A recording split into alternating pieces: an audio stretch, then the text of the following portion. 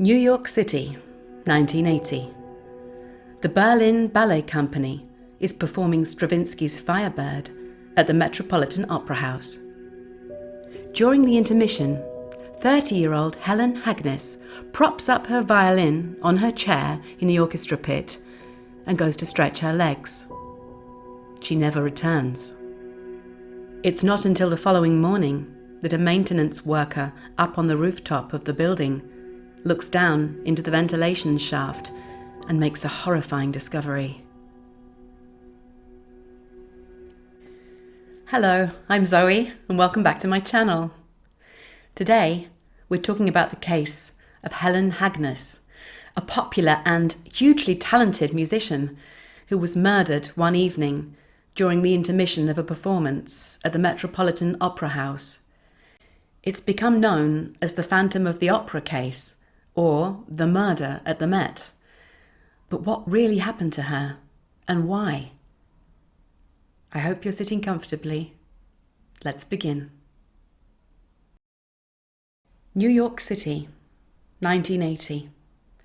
And by all accounts, not the prettiest period in the city's history. Residents fled in droves, driven away by government mismanagement, which had caused near bankruptcy and a steep decline in public services. Added to that, the introduction of crack cocaine, and you'd got unprecedented levels of drug addiction, civil unrest, and violence. Still, there remained beacons of hope. One such was the prestigious New York Metropolitan Opera House. As is often the case, the rich, sheltered from the real problems and day-to-day struggles on the streets, took solace in the fact that while parts of the city burned, they could still enjoy a night at the opera, or in this case, the ballet. On the evening in question, July 23rd, 1980, the Berlin Ballet Co were performing at the Met. After finishing their performance of the Firebird, many of the orchestra players had a substantial break because they weren't required for the piece before the intermission. Helen Hagnes, a freelance violin player, was one such musician. One colleague, sitting directly behind her in the pit, was Thomas Suarez. He recalls seeing her violin propped up on her chair as the musicians were recalled to take their places for the second half. And when she failed to reappear after several minutes, he placed her violin back in its case to keep it safe.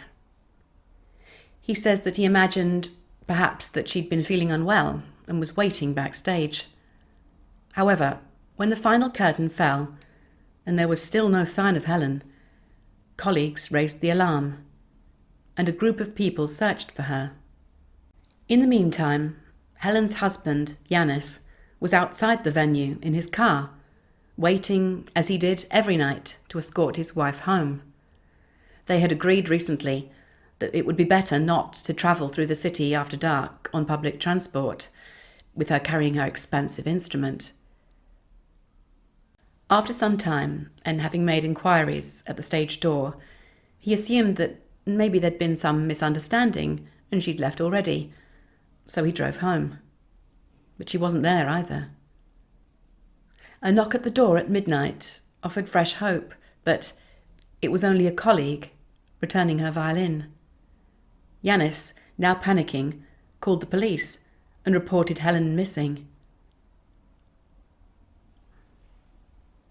The following morning, at around 9 a.m, Yanis got the news he'd been dreading. A maintenance worker at the Metropolitan had been searching up on the roof and had found a pair of women's shoes. After raising the alarm, officers were dispatched to the scene, and several minutes later, Helen's body was discovered. She'd fallen through a gap between the rooftop fans and the edge of the building into a 6-story ventilation shaft. Her broken body rested on a ledge halfway down. She was nude, her arms and legs had been bound with rope, and her mouth stuffed with a rag. The post-mortem determined that she had likely died during the second half of the performance the previous night, while nearly 4,000 patrons sat only feet away on the other side of the wall enjoying the ballet. Later that day, police conducted the first of many interviews with staff at the Met, trying to establish just what had set this tragic series of events in motion. Helen was the youngest of 3 sisters, born to Swedish parents, raised on a farm about an hour's drive away from Vancouver. Their parents put a good deal of time and effort, and money they didn't really have, into Helen's music. From the ages of 11 to 19, she was taken by the family truck to Vancouver for violin lessons every week. She showed great potential and had already featured as a soloist with the Seattle Symphony Orchestra before winning a place in the world-renowned Juilliard Music School in New York City. There, she completed a bachelor's and a master's and spent time studying in Italy and Switzerland. Back in New York, she met a pianist, Judith Olson, and the two became close friends and played together professionally. They were booked as musical entertainment on several cruises, organised by academics from Harvard and Yale. Judith described Helen as neat and tidy, domestic, as she put it, in contrast to herself. By all accounts, Helen was great fun to be around, somewhat of a giggler, with a wild sense of humour. During one cruise, the pair were told, without warning, that they would be expected to participate in the ship's costume party. Panicking, they surveyed the room and scavenged what was available. The violin-piano duo attended the party as shower and showeree, Judith the shower and curtain, and Helen wrapped in a towel under the makeshift tap, complete with beer can hair curlers. They actually won first prize. Helen was also said to be spiritual, a deep thinker. On that particular voyage, Helen, who also believed in elements of reincarnation, came face to face with what she'd long believed to be her distant past, Egypt. So strong was her sense of connection that later she made her husband Yanis promise that he would bring her ashes to rest there if she were to die before him. Back in the present, detectives were beginning to put together a timeline of the evening's events. What is fundamental to understanding just how difficult this was the number of people present and the sheer scale of the building. There were 6 floors going up and 3 floors going down. There were entire departments full of props, costumes, wigs, makeup. There was the electrical office, the set repair office, the rehearsal studios and spaces, storage cupboards, miles of corridors, goods elevators, normal elevators, and boiler rooms. It was a lot. The word that kept popping up was labyrinthian, and I could see how easy it would be to get lost really quickly.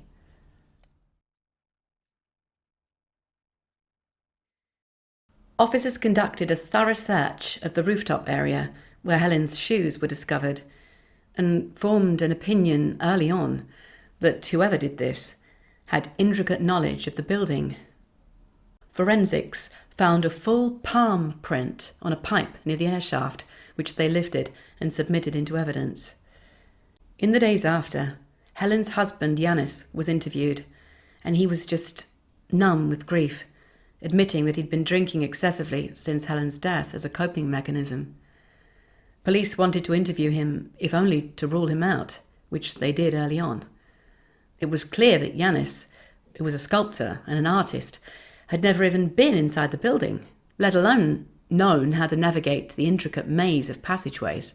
Since police believed this was an inside job, they set about getting the names of anyone who would have had access to the backstage area without being stopped by security. They went back to January of that year and worked out that the perpetrator was one of 2,500 people who legitimately had access to the backstage of the Met. It was an overwhelming task. Detectives set up a makeshift office in an area backstage known as the atrium and they had up to 50 staff at any one time, conducting interviews and processing fingerprints from performers, musicians, stagehands, makeup and hair people, costume fitters, carpenters and electricians. They were particularly interested in finding out if anyone that night had missed their cues or been absent from their post unexpectedly. News of the murder spread, and the press printed stories calling the as yet unknown assailant the Phantom of the Opera. Police looked into Helen's past and found no indication of anyone who would have wanted to harm her. Meanwhile, at the Met, the show went on. The next day, the evening performance went ahead as usual, but with the increased security, the sense of unease was palpable. Staff were looking over their shoulders the whole time, wondering, speculating, whether the killer was still in their midst. Detectives uncovered a new lead. A fellow violinist named Alice Montoya told them that Helen's plan that evening, during the intermission, was to find and speak with Valery Panov. Panov, a famed choreographer and one of the star dancers in the Berlin Ballet at that time, also happened to be a Russian defector. Of course, the press got very excited about this possible angle and ran with it. Was Panov a spy? Was there a potential link to the KGB? In 1980, of course, the Cold War was raging, and the Soviet Union was very much a source of fear and mystery in the US. But while these rumours were swirling, another witness came forward. A ballerina named Laura Cutler said that she saw Helen the night she disappeared, at the end of the intermission, in the stage-level elevator. The two were not acquainted, but spoke briefly. Laura confirmed that Helen was hoping to find Valery Panov because she wanted to speak with him about her husband Yanis being commissioned to make a sculpture. But it's what she says next that police find most interesting. When she and Helen stepped into the elevator, there was already a man inside it. As Helen wondered aloud which floor she would need to go to find Panov, the man interjected, "Oh, you need the third floor." Laura got off the elevator, leaving Helen and the man alone. When asked to describe the man, Laura said, "Not terribly tall, white, with medium longish, tousled hair. He was wearing work clothes, maybe even a tool belt, like a stagehand. He looked quite ragged." Detectives go to a sketch artist to draw a picture based on her description. Whoever he was, this man was now the hottest lead in the investigation, as he was the last person known to have been with Helen.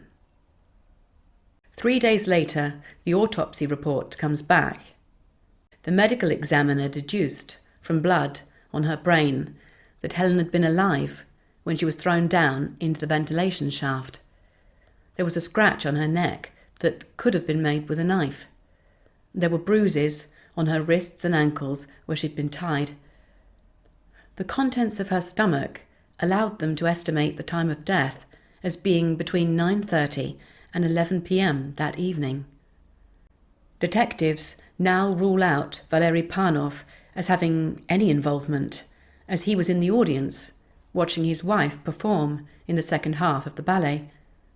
Instead, they zero in on this man in the elevator, the last to see Helen alive, and concentrate on identifying him. They came to focus on several of the stagehands, in particular 21-year-old Craig Crimmins. For all the glitz and glamour on stage at the Met, the backstage area was the opposite.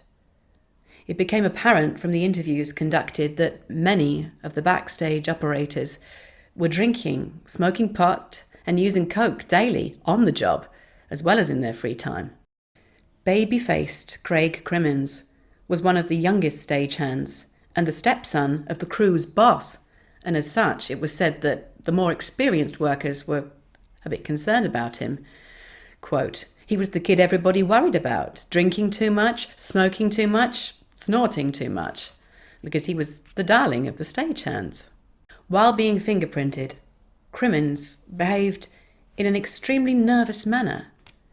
Enough that the detectives' suspicions were immediately aroused, and they thought, something is up with this guy.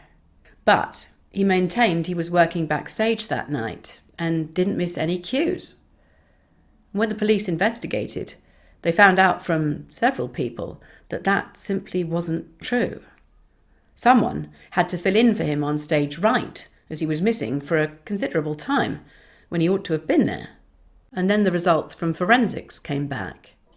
The handprint on the pipe on the roof was a match for Craig Crimmins. When detectives told him, he said, "Okay, I was the guy in the elevator with the violinist." He added that he withheld that information originally because he thought it would tie him to the murder. When he was asked where he was at 9:30, he changed his story again, saying that he was asleep in the electrician's lounge at the time of the murder. When detectives cross-checked that information, they discovered it was yet another lie. A different stagehand confirmed that he was in the room alone during that time and never saw Crimmins. They have enough to take Crimmins to the station and interview him again, hoping that in a formal setting and presented with the evidence gathered so far, he might crack under pressure and confess. And this gamble paid off. Crimmins begins by saying that the stagehand crew had gone out drinking between the matinee and the evening performance that day, and that he'd come back somewhat worse for wear. In the intermission, he'd noticed Helen, a pretty blonde with a flower in her hair. He saw her get into the elevator, and he followed her. When the ballerina who was also inside got out, he admitted that he'd said something rude and made a pass at Helen, and she'd responded by slapping him across the face. He was furious and understood her reaction to mean, "I'm in the orchestra. You're only a backstage worker. You can't treat me that way." While the second half of the performance started, Crimmins threatened her with a hammer and led Helen through the cavernous backstage corridors of the opera house and down into the sub-basement, where he tried to remove her clothes and rape her. When she resisted and made too much noise, he marched her out to the stairwell, up 6 flights of stairs, and out onto the roof. He removed her shoes, hoping the stones would stop her from being able to run away quickly. He stripped her and tied her hands and ankles. He pushed her to the ground and gagged her with a piece of rag. He tossed her possessions down into the air shaft and then kicked Helen down behind them. She fell 3 stories to her death, her body landing on a small ledge until she was discovered the following morning. With a typed confession, the police arrest Craig Crimmins. Before the start of the trial, the media has a field day all over again. Surprisingly, in many stories, it's Craig who is presented as the victim. Reporters had got many quotes from colleagues like, "He was a nice guy. Crimmy wouldn't do a thing like this. He's our buddy. He's innocent." Meanwhile, the real victim, Helen Hagnes, was forgotten. It's been nearly a year since her death, and her family is still grieving in private. In stark contrast, Crimmins' family and friends are loudly defending their son, their brother, their colleague. From the beginning of the trial, on April 27th, 1980, the defence maintained that Mr. Crimmins had severe learning difficulties, a low intelligence level, their words, not mine, and was highly suggestible to a confession containing leading questions asked by the detectives. In short, they put words into his mouth and he'd agreed with them. In returning its verdict, the jury rejected this defence. One juror, Vernon Simmons, said it was the palm print and the taped confession which was played in court. Ultimately, Craig Crimmins was found guilty of second-degree murder and sentenced to 20 years to life in prison. Every 2 years since 2001, Crimmins has come up for parole, but has been denied. After the verdict, Helen's family and husband had some sense of relief that it was over. Yanis, in particular, wanted to find a way to honour his wife's achievements and her memory. He remembered the request she'd made, in passing, years earlier, about her feeling so profoundly at home and at peace while she was visiting Egypt. She had asked him to promise that, should anything happen to her, he would bring her ashes there to be scattered. Suddenly, faced with this reality, he wasn't sure where to begin. He wrote to the Egyptian president, Anwar Sadat, who booked flights for Yanis and made the necessary arrangements. And as such, Helen's last wish was fulfilled. And that's the conclusion of today's case. Thank you so much for watching. If you found the story interesting, and you haven't yet, please do consider subscribing to my channel. I release a new video every week, and I love to hear your thoughts and comments. Thank you again so much for your support, and I'll see you again in the next one. Bye.